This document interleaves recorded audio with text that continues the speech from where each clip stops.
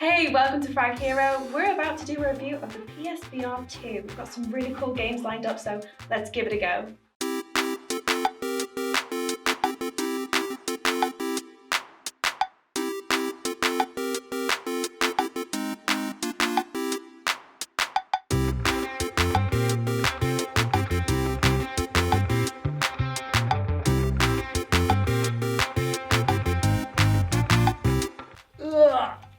Okay, thank you. Cheers. Well, that was fun. Definitely really interesting.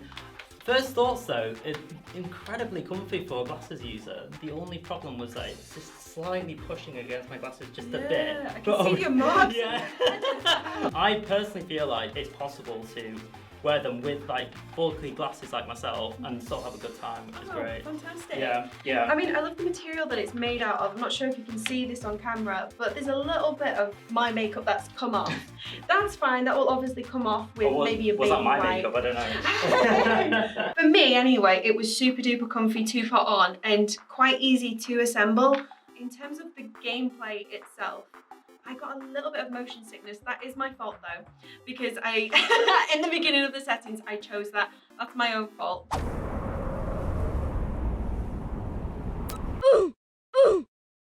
But it's nice to know that you can choose to either feel sick or not. Yeah. I think it just depends on the actual person. I'm not really prone to motion sickness and I felt fine to it, which is really good. So to be fair though, I was teleporting a bit more than you. When I first put the headset on, I did get a bit of like a whoa kind of sensation when I was using the analog sticks to control the character.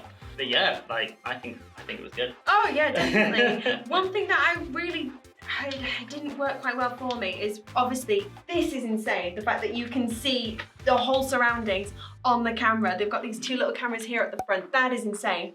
But what was a little tricky was remembering what buttons are where. When you've got the headset on, all you can see is your character's hands and gloves. Yeah. So you couldn't actually remember what button did what. That's true. There was a couple of moments where I was like, which button is it? Yeah. Snap to chest. Like that? Wow, okay. Right. So regarding build quality, it is made of plastic, but I think it could be dirty, yes, but it's easy. It will just come off with a baby wipe, so I don't necessarily mind that as well. I feel like the performance of the playstyle definitely negates anything that's the aesthetic value of it, to be fair. And it's really light. When I saw this, first off, I was like, that's gonna be heavy and clunky and it's gonna take you out of the immersion of the game itself. But for me anyway, it was actually really light and easy to put on. So I enjoyed that. Oh, this is insane. I'm already immersed. That's In terms of the ergonomic value, they are really comfortable to wear. Definitely, and what PlayStation does at the beginning, what you'll see probably at the beginning of this video, is when we were setting this up, we got to decide how big our play area was. So if there is any issues with like, you know, hitting someone that comes across a wall or whatever, you can obviously make sure that you're not coming anywhere near. And even in the game, I'm not sure if you noticed this, but a couple of times I got disorientated and I almost was facing the wall and I almost hit it a couple of times, but because it was like red, like, oh, I know where I am roughly. So how did you find setting it up then? So setting up was relatively easy. Obviously it came with instructions on screen. It took a little bit of a long time. It took a little bit of time, I'll be honest. And obviously I got a little bit of help. But to be fair, I think normal gamers will be able to do it. Noobs, maybe not as much. Maybe you might need a friend or so. What I love about the headset is it's quite easy to understand what moves where and which button. So you can easily just do it yourself. You don't necessarily need someone else to come help you put the headset on. Yeah, so okay. That was my experience of it, yeah. That's good. So once we've placed the headset onto my head, what the calibration regarding your eye motion and where that was set within, that was a little bit tricky, I will be honest. I'm not sure why it was so tricky, but after about probably 2 minutes of rotating the headset, eventually we got it in there. This headset was actually calibrated to your head, but I just came on afterwards and just wanted to go. And I did find that, you know, without the calibration for like specifically my head, it was still easy to use. So CJ, can you tell me a little bit about the audio, like the new headsets that come with it?